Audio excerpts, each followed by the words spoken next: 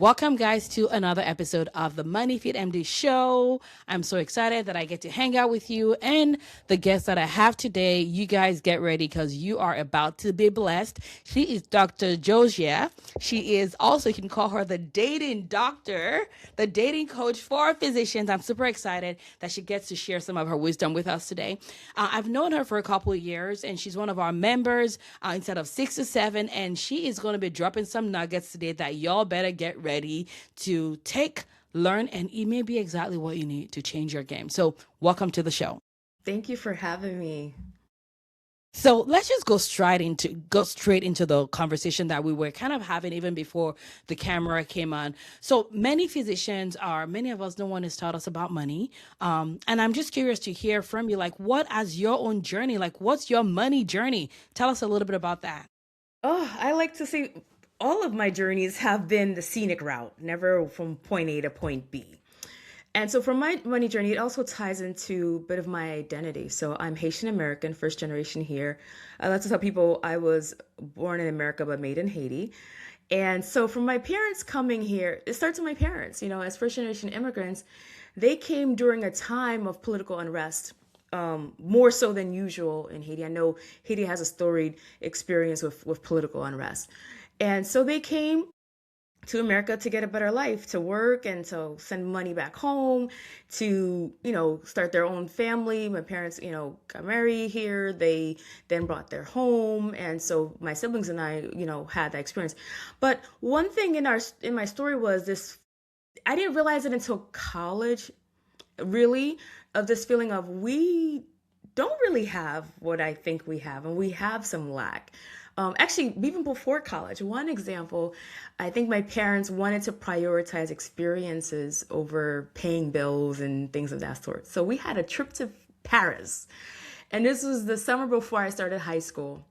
Um, Additionally, to really make the story hit home, our flight left the same day of TWA Flight 800 out of the same airport. So if anyone remembers that story back from 1992, that flight didn't make it. Ours made it to France. And that was before the internet. So when we got to France and we saw there were news cameras and reporters, and it was just like franticness and calling back home, and they wanted to know we were all safe and sound. So that's just an aside. But when we got there to France, we get to our hotel, which I now realize was a hostel. And my mom has a suitcase full of food. And I'm like, what are you doing? We're here. There are places to go get food. Why don't we do that? And that, in its years later, I was realizing, wow, on one hand, they did what they had to. They wanted to give us an experience, a core memory, as we call it these days, for me and my three other siblings. But at the same time, then, we've had experiences where the lights went out or maybe the water went out. And I was like, oh, okay, we'll get to that bill eventually. We'll call them and haggle it. So that was part of my experience in my story. And I think another core story for me was right before finishing medical school. Having having government loans from undergrad, master's program, and now medical school, and being presented the opportunity to bundle it all into a primary care loan because I was going into family medicine. And it sounded great at the time based on the knowledge I had. But what I did not know was that loan, no matter how I sliced or diced it, has to be paid back. It's not open for public service loan forgiveness. It can't be consolidated. And so for the longest time, that made me feel ashamed of myself. It made me feel manipulated. And so it led me to make decisions in my career thinking about that loan and not being my full self in the decisions I made. And decisions were made out of fear, out of rushing, versus like creating my dream life and then, you know, reverse engineering what are the things that'll get me to where I really want to be versus let me hop into this job because I could probably get some loan repayment.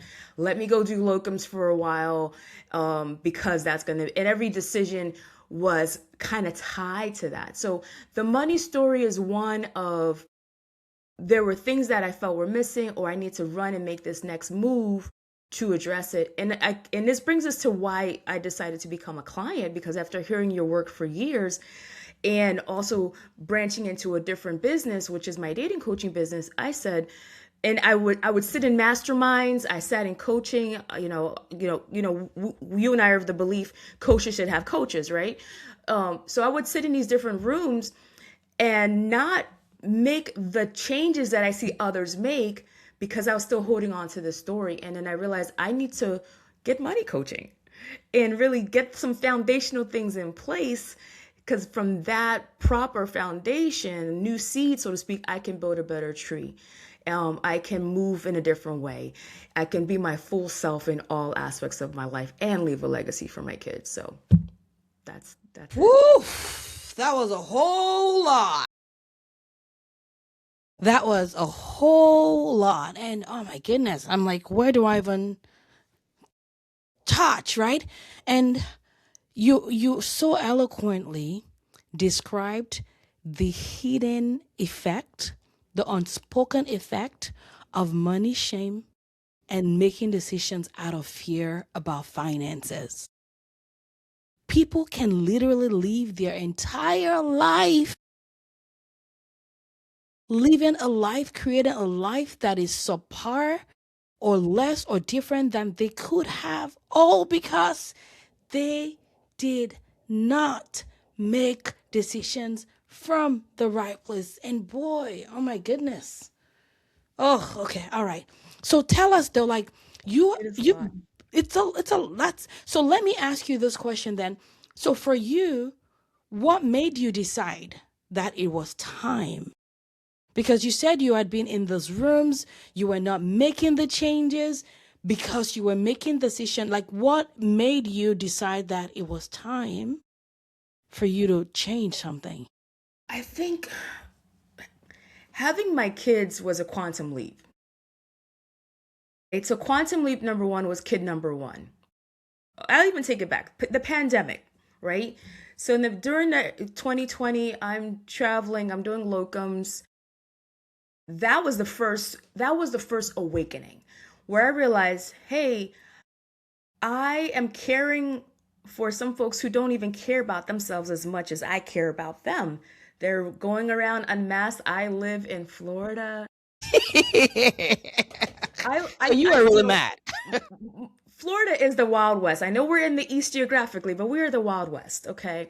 Um, so beyond the beaches and the palm trees, it was a very challenging time. So that was my first awakening of I need to take care of myself. Who's calling on me? Who's checking on me? Crickets. Okay.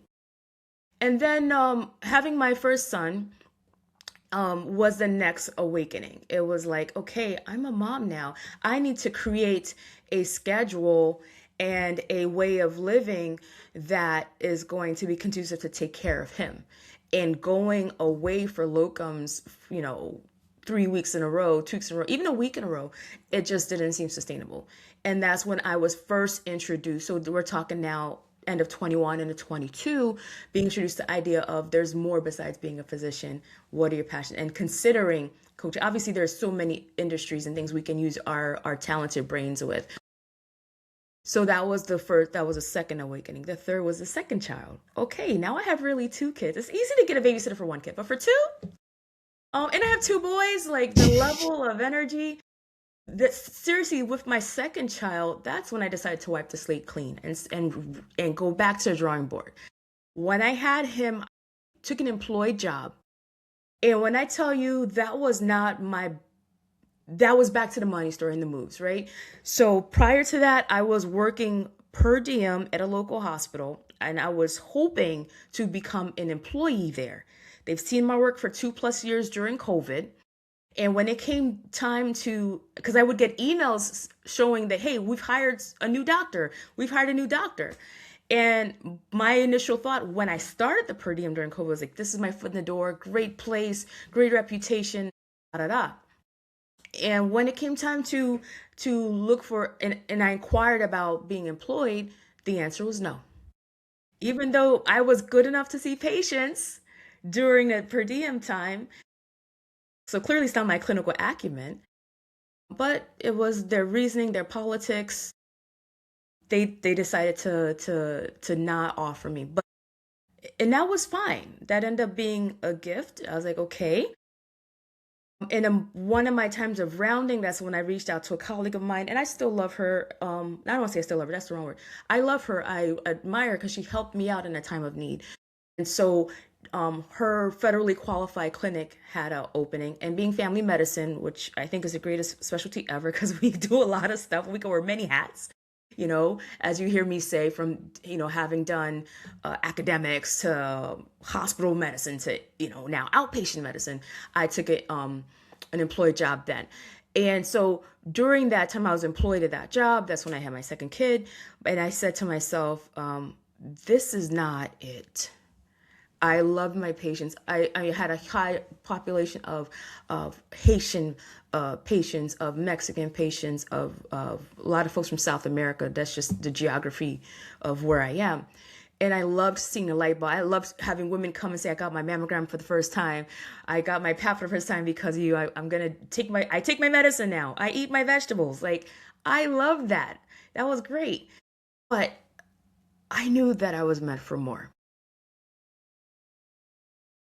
That again, now with having my second child, I was like, okay, what kind of life do I want to live? What do I want them to see? What is my impact, my legacy? I'm huge on faith. I believe in God, and I believe we're here on purpose for a purpose. And it's more than just these four walls. And so that's where it's like, okay, another awakening of it's time to make some changes. It's really time to look for that help to get to that next level that I aspire to, and really to dig deep. Like I said, I've been in rooms with multimillionaires. I mean, at this point, they're my phone. Where we kiki, it's amazing, but it's not about name dropping. It's about bringing value to them just as much as they bring value to me. And the difference is how they think. And the key thing in how they think is the coaching, the mentoring they get, the communities they're in.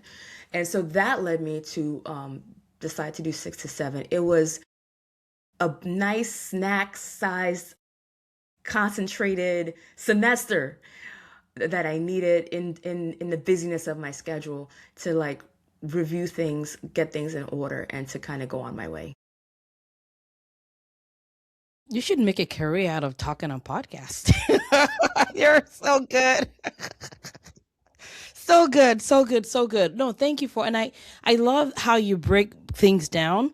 I mean, many times as parents we talk about how having kids is important and how it changes us, but I never thought about it as a quantum leap. And for me, I don't know if you know this part of my story, but my kids indirectly were part of why I started to learn about money myself. And it was because I had my first, I had my second, and I was making decisions. I did not want to make decisions in my future based on lack. And when you're staying in a place of employment that is crappy because of your fear of lack, that is going to affect the kind of parent you become. And I did not want to regret my life. And I did not want to be apologizing. Like, if I'm going to be on call, I want to go, I'm on call. If I'm going to be, I'm like, I'm going away. And that's what's up. I don't want to be like, well, I'm so sorry. Yeah, it's what it is. Nah. Like, I want to make the decisions and own it. And money became the tool that helps me own the decisions that I make. So the kids were part of the trigger, but it's interesting how you framed it as them being like like part of the quantum leaps that made things change for you. And I'm curious to hear with you, like, what is one or two things that you would say has been part of your biggest win in the last couple of weeks that since you've been in 6 to 7? Oh, that's great. The the I'm gonna go with the smallest win first, and then the bigger win. We don't discriminate against wins. I Because know, sometimes, but if you listen, sometimes screws are super tiny, but let it be missing from your equipment and good luck making that equipment work. very true. But I mean, I'm talking using my coaching hat for this one. All right, ma'am. So we're gonna go with the tangible one first, and then the intangible. The tangible win was deciding to close a credit card account and to not continue the treadmill of let's, buy something on it, pay it down a little bit, buy something on it, pay it down, play, 30% interest, which I would love to get 30% in the market. And it was like reality check, like, let's just pump the brakes on this. and close the account, create a plan that brings it now to 9% and just be done with it and move on. So that's kind of part of my year of decluttering, if you will. So financial decluttering, not hoarding. That's the tangible. The intangible is just even us talking about money. I remember, oh girl, don't have me crying on this thing. I got to keep my online persona. But anyway, I remember when we had one of our conversations, and either I was tearful, I was frozen like a deer in the headlights. Just my body language to talk about money was almost like you're talking about announcing to someone they have cancer. Like the way they freeze, or they tune everything out as want want want, or their heart's racing, or they're trying to avoid it but they can't avoid it because it's about them, or your boyfriend tells you we're breaking up. Like you don't want to believe it, but you have to go through it, and it's the most horrible. That's how it felt when it came to money. It was visceral. It was my heart racing. It was literally feeling you can't get past this point. Literally grief. Like you cannot get past this point. You just want to wallow. You just want to cry, and to be here now and to be like, oh yeah, I'm talking about money. Yeah, the other day, I was talking to this financial planner, and I said to him, well, does Warren Buffett do this? Like I literally said that last Thursday. I was at a presentation. But me by now. I clearly go on tangents, but I will just say, just those are just two. Those are just two examples that have happened in the last 4 months. Like I said, I love the semester analogy. Not that I've came up with it. I'll let you borrow it. Thank you very much. A It's money a semester. semester. Uh, yeah, I'll leave it at that. Just those two are key examples of what's happened. Just being in 6 to 7. That's huge. That's huge. And I'm curious, there's some things you mentioned, the 30% interest on credit card. You're like, I'd like to make 30% on the market. Are those part of your normal lingo? Or is that something that you picked up over the last couple? Like, has that been part of the shift for you, the thinking about things like that? Yes, and I have to give my husband a lot of credit, not even some.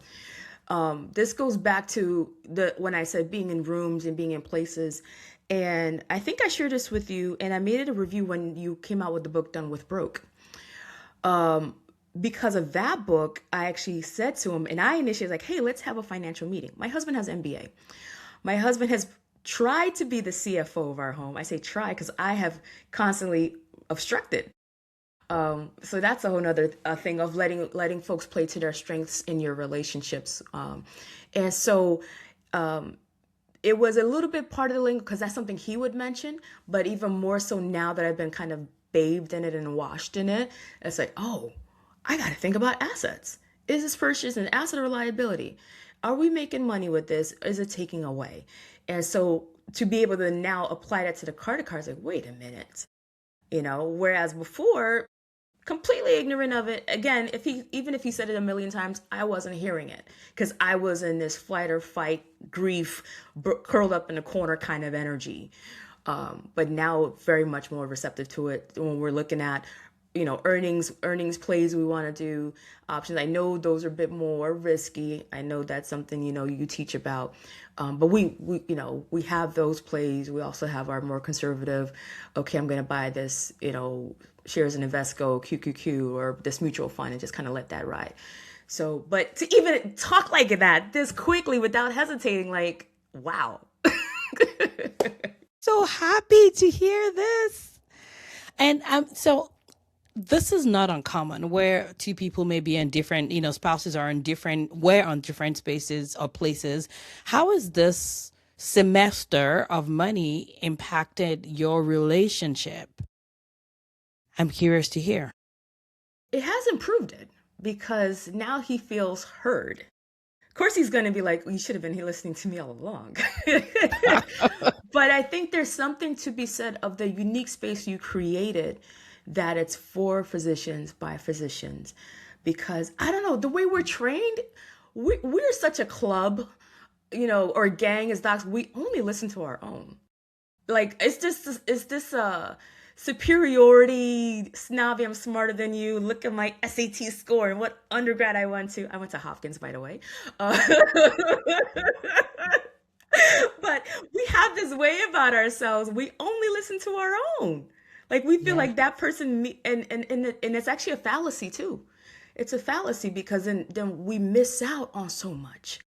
And so it has improved it in a way that he feels heard. He can bring his shoulders down a bit. He can have more advanced conversations with me. He's like, okay, now you're ready. Let's go. Like with our powers combined, we're Captain Planet. Like we have things to do. We have legacy to set for our kids. Our kids have accounts already, which we didn't have. From both of us coming from first, we're both first generation, immigrants here. So it has improved the relationship. And of course, because it improves with that sense of trust and deepening, it improves in other areas. And I'll leave that alone. And we'll leave that alone. We'll leave that alone. Well, guys, sorry if you were listening on audio, you missed the wink in her face. Yeah, She we was can leave that winking for the here. after dark podcast. I love it. I love it. So if someone is listening right now, they're like, okay, that was me. Like fighting or not having conversations about money, and sometimes fighting, like money is one of the top causes of divorce. Or like staying in the rooms but not changing in the rooms. Like what is one advice that you'd give that person right now that's like, okay, I want to be able to talk like you, Dr. J. I want to be able to do this with a fluency, but I can't see how I can go from where I am to even receiving help. What advice would you give them? Well, since most of the audience are physicians, I want to use the analogy of residency. When you're an intern, you see you're attending, zooming in and out of rooms, whether that's in the office or in the hospital. The other residents of, second year, third year, fourth year, they're rattling off the presentation fluently. And you try to skip steps and do what they do. And the attending's like, no, no, no, no, no. Do this, do this, do that. And it's one of those, and I'm going to use another analogy, a sports analogy, where you see the finish line. But you can't run yet. You're still crawling.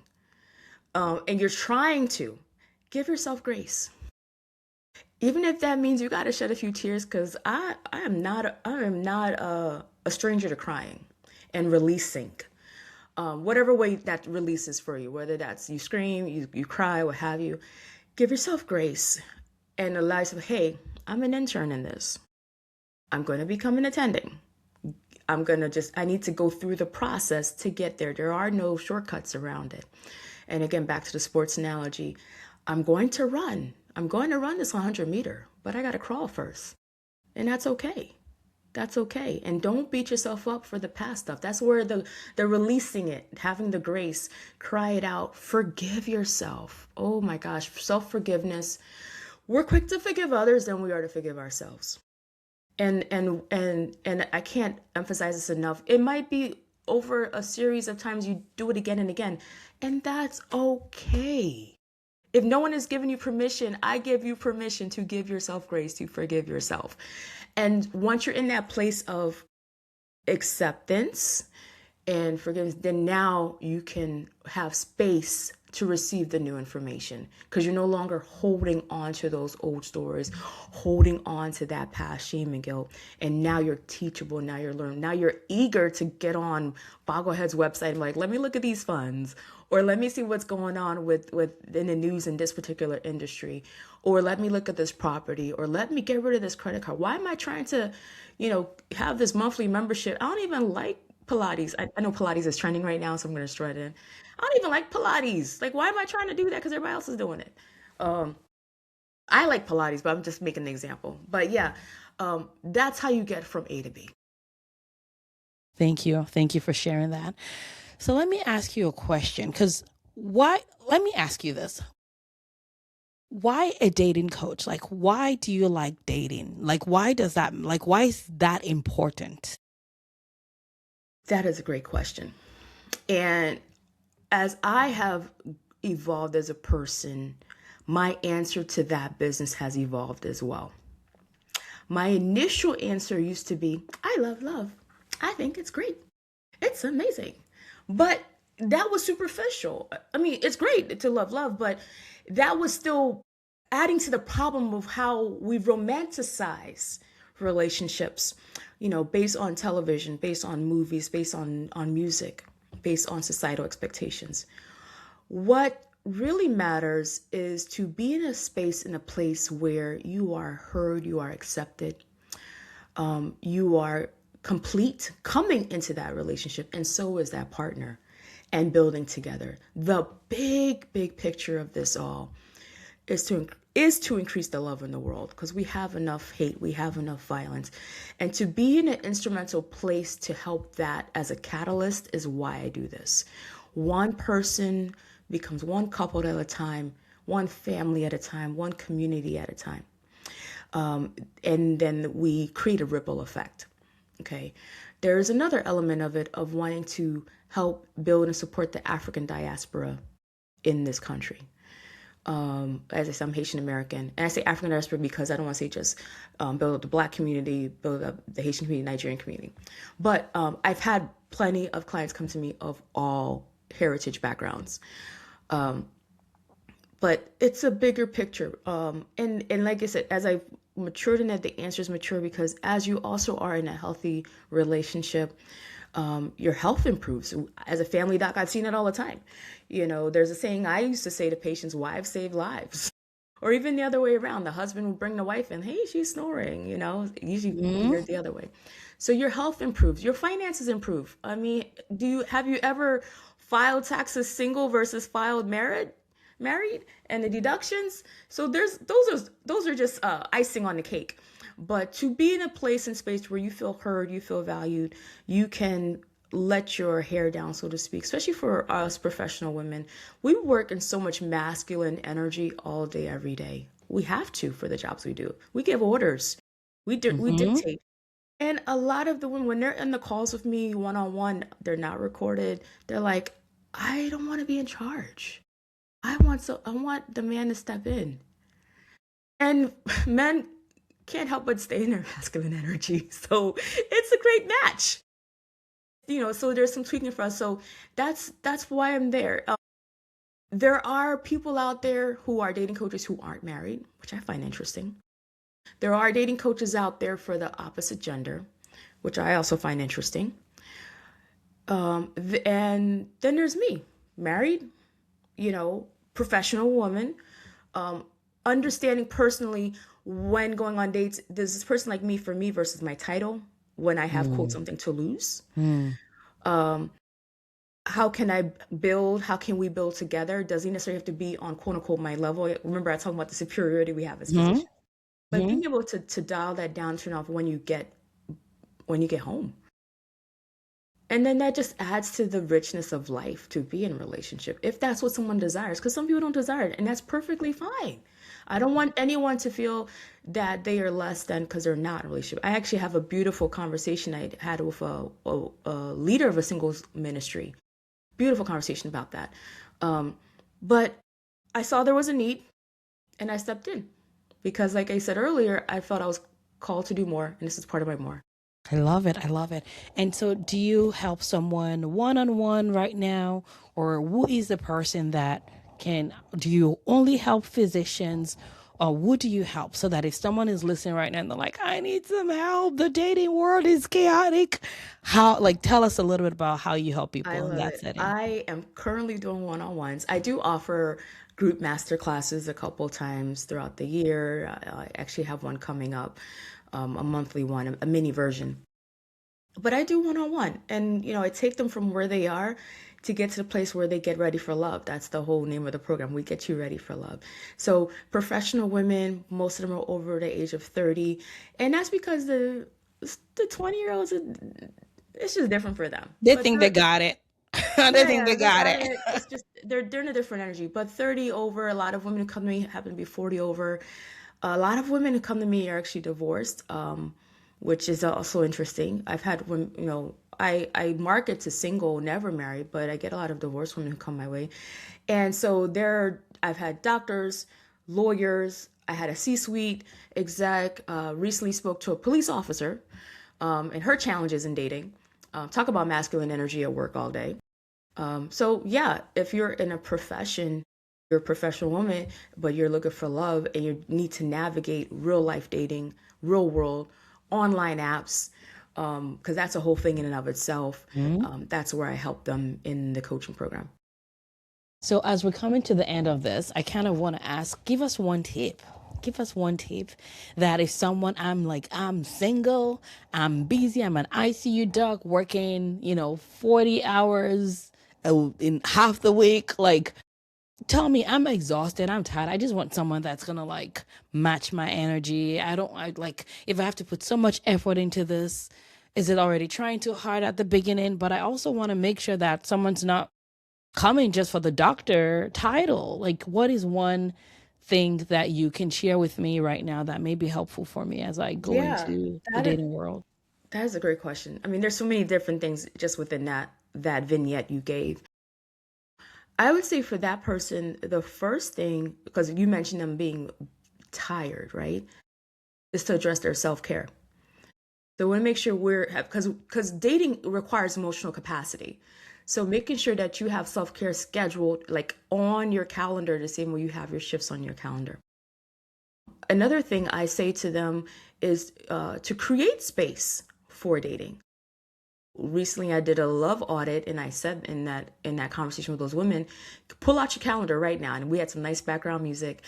And I said, when would you want these dates to happen? Thursday night, Tuesday afternoon? Create space. And if you don't happen to have a date that day, take yourself out. But you can't, because we have to be practical. We need to create space for what we want so it can come. But if our 168 hours of the week are completely booked, you're just, you're just creating frustration that doesn't have to be there. So creating space in your calendar, the self-care. Oh, there's so many different things for that woman. Um, I want her to also make a list of at least 10 things she loves about herself that has nothing to do with her career or her body. Because we're more than that. And so when you're able to kind of step back and look at those attributes of yourself that are not your physical or your career, then it puts you in a place where you then enter rooms with Mhm. natural attraction, with natural magnetism. So you're not like, oh, like I was joking earlier, oh, I'm from Hopkins and I'm a doctor and da da da. And like, guys don't care. Oh my gosh, last year I said that in a group and they got mad at me. Livid, livid. Because I understand them because we did not get our degrees handed to us. And it was a room of black women physicians. And I understand that online, not a physical room, or otherwise I would have had to run out the room. Um, but I understand that. But what I say, especially for my professional women, especially my docs, we don't necessarily need to lead with our degree. Okay, it'll come up at the right time. But you want him. It's kind of like Hakeem from Coming to America. You want him to know you for you before he Yeah. finds out that you're a prince or a princess. Yeah. I love it. And I love the 10 questions you asked as well because we work averagely so many hours. We spend so much time in the hospital that becomes the leading title of who we are. And many times we don't even remember what else we are, who else we are outside of that degree, right? And so when we answer those questions that you just asked, what that does is you remind yourself of who you are. And then when you're talking to the other person as well, you're asking questions, like you discern differently because now it's like like you said, the magnetism, you're looking for something that is deeper than their title or their look only, even though those still does matter, but you're looking for those other things because now it's like you're sniffing out the right things, if that makes sense. So I love those questions. Absolutely, because what we fail to realize, and this goes back to de-romanticizing relationships, is that um, we're just little boys and girls who grew up, and so there's more to us than degrees. And looks plus careers can change, and that's where some relationships actually fail. The looks change, and like, oh my gosh, you need to go get a BBL because you're sagging. You tell the guy go get some pec implants, or they decide to change their job and now you are thrown Yes. off because you've always associated with that identity, and they decide, you know what, I want to stop being a lawyer and become a cycling instructor. I mean, that's the story of Robin Arzon, the VP of Peloton. She stopped being a lawyer to get on a bike that goes nowhere, she likes to call it, and that's her career. So being able to now change your identity, or you shouldn't really have to change your identity based on a career.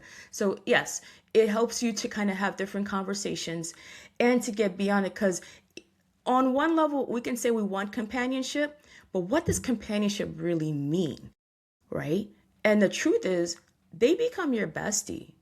It's not as romantic as TV makes it in 30 minutes or in a 2-hour movie. And then there's a beauty in that too. And so and my biggest thing in my program is I'm giving you foundations for a lasting relationship, not to date for dating's sake. In relationship, not dating for dating's sake.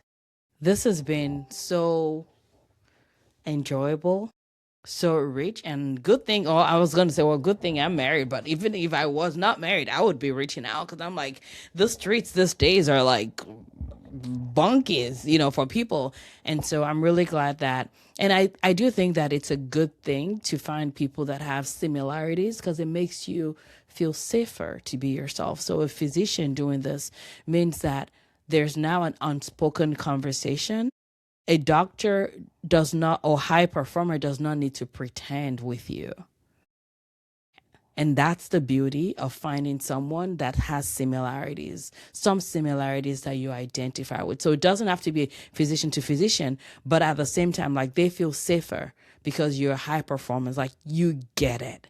You get it. And what that means is they feel safer and they can get wins better and get wins faster. So thank you so much for sharing with us, for spending time with us, for bringing more love to the world. And I have to say, from the perspective of, 6 to 7 Money Fit MD, it's just been a privilege being a part of your journey and seeing how you've, like, the transformation.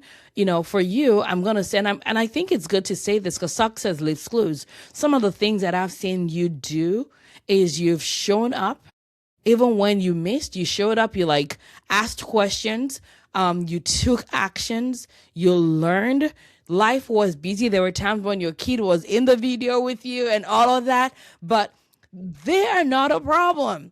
And you still showed up. And I think that it's important for people to know, like, not just like how great a program is, but what actually helps you get the most out of it. And in just 16 weeks, it is amazing to me to, like, see the less wrinkle, the less stress, the more being, the glow. And that's the glow that comes from feeling safer in your skin because you're doing less hiding. And that's what this is financial liberation. That's what financial liberation does. It is help people be more of who they actually are meant to be, so that they can show up in the world and create the bigger impact that they're here to create. So I want to say thank you for giving us the ability to witness that. And I look forward to, your continued journey and the dating program and all the good that you are going to continue to do in the world, because you already are doing good. So Thank you. And thank you for creating 6 to 7 and serving us women physicians in a whole new way. all right, everybody. Thank you so much for listening. Now, enjoy the rest of your day. If you've enjoyed this, share this with another woman physician. And Dr. Josh here, how can they find you? Yes, on Facebook is Dr. Josia Charles Laurent. That's a mouthful. So Instagram, Dr. Josia, DRJOSYA, drjosia.com. I'm also on LinkedIn. So if you want to shoot an email, hello@drjosia.com, and I'll get right back to you. I love it. I love it. And we'll make sure that we have her contact in the show note as well, so that you guys can find it easy.